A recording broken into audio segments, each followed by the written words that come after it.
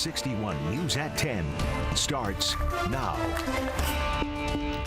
First at 10, a Fox 61 Weather Watch alert. The cold we've been talking about all week is here, and some towns are even getting a little bit of snow. We're going to talk about how much longer the worst of the cold sticks around coming up. Right now at 10, this extreme cold, very dangerous for people without homes. We'll show you how one group is making sure anyone can get to a warming center who needs one. Also, a store owner in one Connecticut town shoots and kills a man who tried to rob him. We're going to tell you how it happened. And concerns in one city about our state about police tactics used in a video that's now gone viral.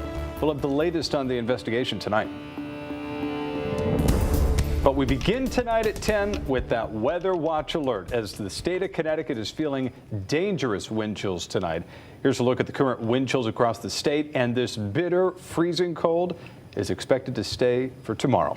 Good evening, I'm Ben Goldman. And I'm Jen Bernstein. Thank you so much for joining us. It could feel like 30 below zero in some parts of our state overnight, and it won't be much warmer when you wake up, since wind chills are expected to stay below zero for most of the morning. Let's start things off with Chief Meteorologist Rachel Frank with the first check of the forecast. When is it going to warm up, Rachel? It will warm up on Sunday. You're going to feel a lot of relief. So it is an intense but a brief shot of Arctic cold. We were just saying that we could see wind chills dip as low as 30 below zero. We're almost there already at Windsor Locks, 26 degrees below zero, sub-zero wind chills statewide, actual temperatures that are in the single digits to near zero, below zero already in Torrington. And it's that wind, that persistent gusty wind that's kind of adding insult to injury out there, gusting up around 45 miles per hour in Windsor Locks, around 30 miles per hour for Meriden. And I think we could continue to see gusts up around 45 miles per hour through about midnight. After that, the wind will slowly start to ease up. I know you guys are probably hearing the windows rattle out there. The coldest temperatures will be right around daybreak tomorrow morning, sub-zero, and even taking a run at some records out there. And then we'll see those wind chills start to climb above zero by tomorrow afternoon. But first, I wanted to show you this. Some lake effect snow streamers have survived a very long journey and made it all the way to Connecticut. It was not expected to happen tonight, but some towns have picked up a coating of snow, and we're seeing a little intense burst here coming down for some in southern Connecticut. It started around Wallingford. It's about to head towards Guilford and Clinton, Killingworth, all the way down through Old Saybrook, and elsewhere some other locations might even be seeing some flurries even outside of this band. That's just so light in nature, it's not even being picked up right now on the radar. Heading through the evening tonight, those wind chills will be the worst from now through right around daybreak, varying by a few degrees, but the worst is right now. And then as we head into the day tomorrow, we'll start to see those wind chills improve as we head through the afternoon, especially climbing above zero with actual high temperatures that will climb into the teens to around 20 degrees after a very cold start to the day. We'll talk about that warm up for the second half of the weekend coming up. Okay, Rachel, thank you very much. And because of these freezing temperatures, Governor Ned Lamont has activated the severe cold weather protocol. Anyone who needs a warming center or shelter can dial 211 to find the closest available facility near you. And be sure to download the free Fox 61 News app on your smartphone or your mobile device by scanning the QR code that's on your screen right now. You can use the Fox 61 app to help find resources to stay warm, as well as to track the latest weather conditions right from your phone. All right, the state's severe weather protocol is in place until Sunday, which means that warming centers again are open across the state. Many people without homes might not be able to use those shelters if they don't have a way to get to the shelters. Fox 61's DeAndrea Turner joining us in studio tonight to show us how one group is helping people get transportation to those warming centers. DeAndrea? Well, you guys, we took a ride along today with volunteers with the Connecticut Harm Reduction Alliance. They are out on the streets making sure they are picking up people to get them to a warm place tonight. From the outside, it's just a regular van, but on the inside, the two people in the front are on a mission. You want to ride? That's Kay White. I've been doing this off and on for 10 years, but regularly for the past 3 years. Going from corner to corner, in and out of train stations. So I've literally just been telling people to wait in here and that you'll come get them. And bus stops. You have somewhere to go tonight though, right? To make sure that people that are in need get shelter on brutally cold nights. No one needs to die being homeless, period. So if we can get people in or into a shelter tonight, then we're doing our jobs. She worked for the Connecticut Harm Reduction Alliance. This job is personal for her. You know, at one point in my life, I was homeless myself, so I'm coming from a place of understanding. Understanding people like Greg, who didn't want his face shown. Didn't get picked up tonight, where would you be? I was out all night last night. He was facing another night outside as temperatures continue to drop. But this weather will kill you. Heartbreaking. But they hold steadfast to their mission to save a life. This is just a blessing to be able to, you know, come out and be the face and be the voice and be the vessel for people to get into services. That blessing never more evident than a below-zero night. Yes, it's definitely a lifesaver.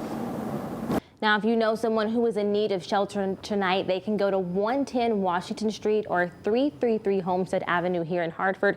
But you can also check out 211 for other shelters across the state. In the studio, DeAndrea Turner, Fox 61 News. Such an important story, DeAndrea. Thank you.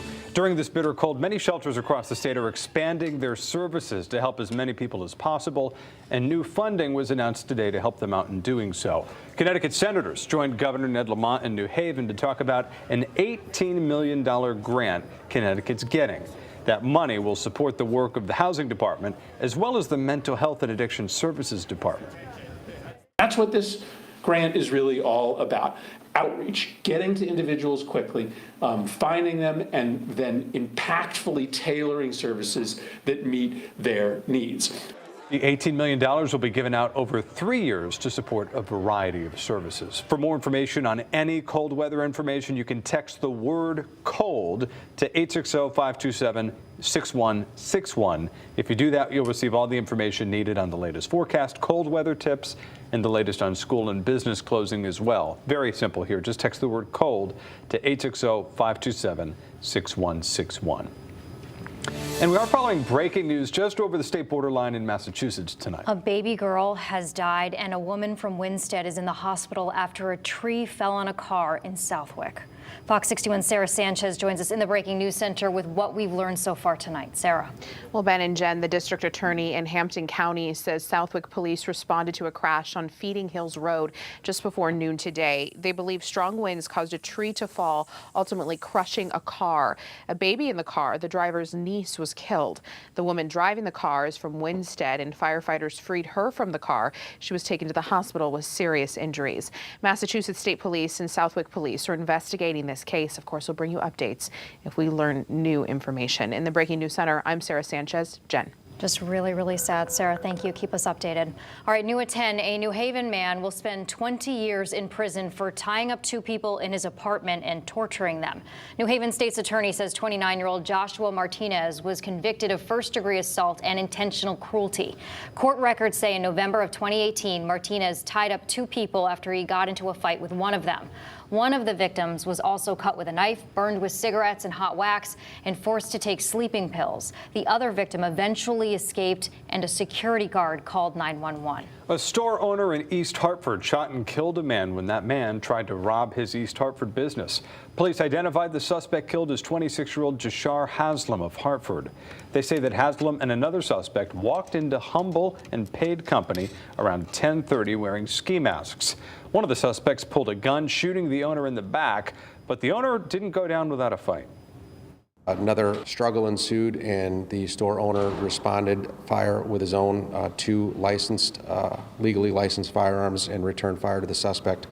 Haslam was pronounced dead at the hospital. The second suspect took off and still hasn't been found. The owner remains in the hospital and is expected to be okay.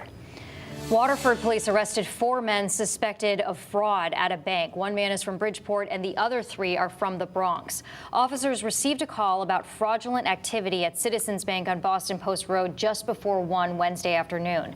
They found a vehicle on Clark Lane that was believed to be involved. It sped away and eventually crashed on Fog Plain Road. 3 of the men ran away and all 4 were arrested.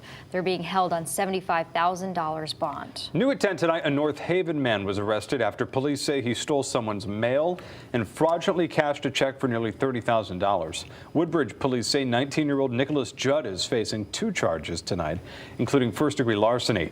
Investigators say that he took a personal check from a mailbox, altered it, and deposited it for more than $28,000. Judd is free on $10,000 bond tonight, and he's due in court on February 16th. Well, new at 10, Connecticut Senator Richard Blumenthal will be the head of a subcommittee in the Senate's Committee on Homeland Security and Governmental Affairs. The Democrat tweeted this evening that he'll be the chair of the Permanent Subcommittee on Investigations. He'll take over for Georgia Senator Jon Ossoff. In his tweet tonight, Senator Blumenthal says the subcommittee, quote, has conducted some of the most significant inquiries in the history of Congress, going after wrongdoers no matter how powerful in every corner of American life.